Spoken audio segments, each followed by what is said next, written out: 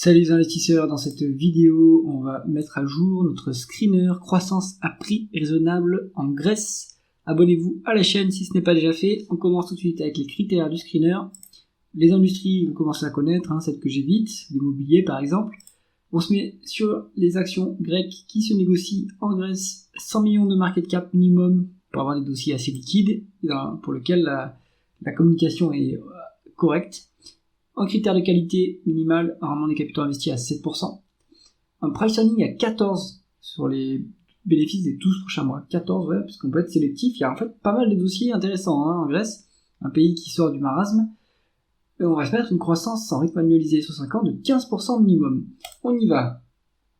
On a 5 dossiers. Comme d'habitude, les différentes colonnes. Ici, vous avez le symbole de cotation d'entreprise, le nom d'entreprise, l'industrie dans laquelle elle opère, la capitalisation boursière en dollars, la croissance du chiffre d'affaires en rythme annualisé sur 5 ans et celle sur 10 ans, des multiples de valorisation sur les 12 derniers mois, un multiple sur les 12 prochains, les price to book et tangible book value, ça on va les mettre de côté, ça c'est plutôt pour les sociétés financières, le rendement des capitaux investis, la dette en termes de dette nette sur EBITDA, le rendement du dividende, le rendement de l'actionnaire, s'il y a des rachats d'actions et ou des dilutions, les free cash flow par rapport au bénéfice net pour vérifier que le payout ratio est bien ce qu'il est, puisque on calcule le payout ratio à partir des bénéfices, mais on verse le dividende à partir des free cash flow. Allez, on y va. La première, c'est Organization of Football Pronostics. Donc ça, c'est la société de jeux sportifs. Il faut voir si elle est au capital, on va vérifier. C'est un marché régulé. Donc en général, je me tiens à l'écart de ce genre de marché. Et cela étant dit, on est sur quand même une plutôt large cap, 7,6 milliards de dollars US, donc c'est une grosse boîte, 20,3% de croissance en rythme annualisé sur 5 ans. C'est énorme. Attention que la croissance ici, et ici d'ailleurs, tient compte de la croissance externe, c'est la croissance totale. Donc il faut aussi regarder quel est le niveau de croissance organique.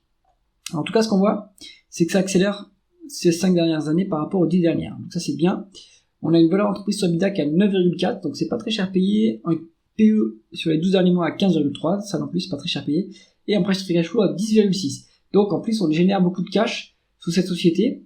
À mon avis on peut même omettre le multiple de price earning et en fait s'en tenir à ce multiple de price to free cash flow qui est pas très élevé. Et ce qu'on voit c'est que les bénéfices des 12 prochains mois sont que à 13,3, donc c'est pas très cher. Rendement des capitaux investis colossal, 40,45%, donc c'est énorme. On a quasiment pas de dette sur le dossier. Un rendement du dividende à 7,5, un rendement de l'actionnaire à 8,80. Donc il y a des rachats d'actions en plus, des free cash flow plus élevés que les bénéfices nets. Attention que le payout ratio est élevé, là, il est à 90%. Bon, avec des free cash flow plus élevés que les bénéfices nets, là on est peut-être à 75%, mais ça m'a l'air un peu élevé quand même comme niveau. Donc je pense pas qu'il faille s'attendre à un niveau de rémunération d'actionnaire qui reste durablement à ce stade, à ce niveau-là. Méfiance là-dessus. Sur les autres critères, sur les autres paramètres, c'est tout bon. Forte croissance, valorisation raisonnable, pas de dette, rentabilité excellente, donc pas mal. Ensuite, il faut voir qui est au capital. Si il y a l'État au capital, pas bien. Et si, en plus, c'est un marché régulé, donc c'est moins bien. Bon, à vérifier. Ensuite, Metlen Energy, donc conglomérat industriel, ils sont plutôt orientés production de métaux. 6,6 milliards des market cap, 20,3% de croissance en rythme annualisé sur 5 ans, 16,5 sur 10 ans, donc ça accélère un petit peu, donc c'est pas mal. Une valorisation qui reste douce, 9,6 en valeur d'entreprise sur EBITDA, ça reste correct. 10,3 en price earning, pas mal. Free cash flow négatif, ça c'est moins bien. Si c'est ponctuel, c'est pas un problème. Si c'est structurel, c'est un problème, donc il faut aller vérifier. Et sur les 12 prochains mois, on est valorisé à seulement 8,6 fois. Donc pas cher. 9,4% de rendement des capitaux investis, ça c'est bien pour une société plutôt industrielle. On a 2,7 fois les bilans net, ça c'est lourd, c'est un peu trop lourd. Au-delà de 3, on va être en danger. Proche de 3, c'est quand même un peu risqué. On a un rendement du dividende qui est à 3,6%, un rendement de l'actionnaire qui est à 3,8%, donc il y a un peu de rachat d'actions. On a versé ces dividendes à crédit et fait les rachats d'actions à crédit, évidemment, parce que les free cash flow sont négatifs. Ensuite, Gacterna, on est sur une société qui fait de la construction, et plutôt de l'ingénierie, donc plutôt une boîte, à mon avis, à BFR négatif. On est à 2,1 milliards de dollars US de market cap, ça c'est pas mal, une grosse mid cap, 20% de croissance du chiffre d'affaires en rythme annualisé sur 5 ans, la même chose quasiment sur 10 ans, donc la croissance est assez constante, c'est bien. le multiple de valeur d'entreprise sur EBITDA est pas cher du tout, 6,1, donc ça c'est bien, 10,9 en price earning, c'est pas très cher. Et sur les bénéfices des 12 prochains mois, on a 5,9, c'est vraiment au rabais. 12% de rendement des capitaux investis, c'est très correct. Il y a un peu de dette quand même sur le dossier, 2,2 fois l'EBITDA en dette nette, on aimerait que ça baisse un petit peu, surtout qu'avec cette rentabilité, on peut faire baisser la dette, mais attention que la croissance est forte. Donc en fait, on n'est pas en capacité de s'autofinancer durablement, et donc il faut peut-être s'endetter, c'est pour ça qu'il y a de la dette. En rendement du dividende à 1,4%, et il ne calcule pas le payout ratio, c'est margoulin, bon, c'est pas grave. On est sur un petit dividende qui est symbolique, on va dire.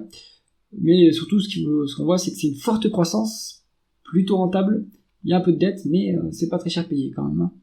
Ensuite, Quest Holdings, donc celle-là, elle est dans le fonds microcap de Gay-Lussac Gestion. 741 millions de dollars de market cap, 17,2% de croissance du chiffre d'affaires en rythme annualisé sur 5 ans, 15,5 sur 10 ans.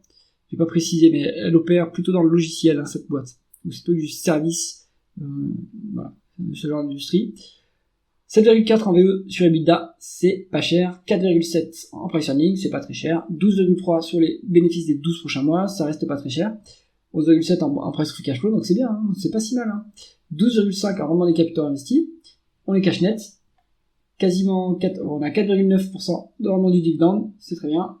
Un peu de dilution, malheureusement, sur le dossier. Bon, rien de très grave. On est quand même à 3,5 en rendement de l'actionnaire, ça reste sympathique. Des free cash flow plus élevés que les bénéfices nets, donc on a les moyens de verser cette rémunération de l'actionnaire. Il pourrait même compenser un petit peu plus la dilution en faisant des rachats d'actions. Bon petit dossier, Quest Holding. Ensuite, on a Cricri Milk Industry, producteur de lait, 559 millions de dollars de market cap, une small cap. 17,9% de croissance du chiffre d'affaires en rythme annualisé sur 5 ans. Donc bonne croissance. Ça s'accélère, On était à 12,8 sur 10 ans. 12,5 de VE sur EBITDA, ça c'est un peu cher payé. 15,6 en price earning, et il y a un problème de free cash flow, ils sont quasiment inexistants. Bon, c'est pas très grave, si c'est ponctuel. En price earning, sur les 12 prochains mois, elle a 12,3, ça, c'est pas trop cher, Donc, là j'ai un doute quand même, parce que la valeur d'entreprise sur EBITDA, c'est en général le multiple qui est le plus en haut du compte de résultat, et donc normalement on ne doit pas avoir... alors c'est peut-être biaisé aussi par le fait qu'il y a beaucoup de cash, il faut vérifier quel est le niveau de cash sur cette boîte, parce que ça rentre évidemment dans la valeur d'entreprise. Peut-être que l'EBITDA est faible temporairement, parce qu'en tout cas ce qu'on voit c'est que le price earning lui il est pas très élevé, enfin il est relativement pas trop élevé, et le price earning 12 prochains mois non plus. Bon, à creuser un peu ce dossier. Rendement des capitaux investis à 24,1%, ça c'est très bon. Cash net du coup, 2,7% de rendement du dividende, 2,3% en rendement de l'actionnaire, donc il y a un peu de dilution, pas très grave à ce niveau. Le payout ratio est calculé à 33,5%, mais en fait on a versé le dividende à crédit puisqu'on a quasiment pas de free cash flow. Qu'est-ce qu'on garde dans cette sélection? Si on fait que du quantitatif, ça serait Organization of Football Pronostic. Maintenant, regardez l'actionnariat quand même. Et puis le niveau de dividende n'est pas soutenable à ce niveau, mais autrement c'est tout bon. Vous avez ensuite Mettler Energy, un free cash flow négatif, secteur plutôt cyclique. Ça peut ne pas convenir à tout le monde.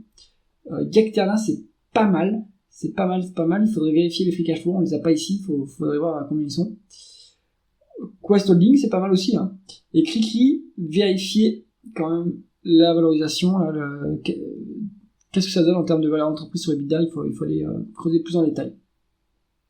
Et pareil pour les free cash flow qui sont un peu bas. Il faut voir si c'est ponctuel ou structurel. J'espère que cette analyse vous a intéressé. Si c'est le cas, mettez un pouce vers le haut et pensez à vous abonner à la chaîne. À bientôt.